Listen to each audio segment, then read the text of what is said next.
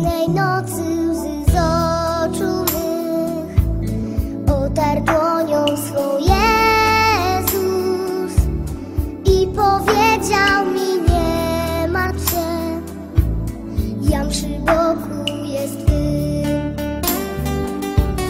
Potem spojrzał na grzeszny świat, pogrążony w ciemności, i zwracając się do mnie, pełen smutku także: powiedz ludziom, że kocham ich, że się o nich wciąż troszczę.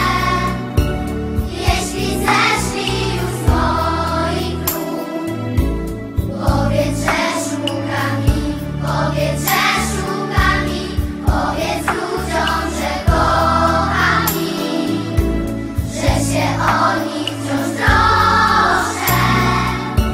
Jeśli zeszli już z moich nóg, powiedz, że szukam ich, powiedz, że szukam ich.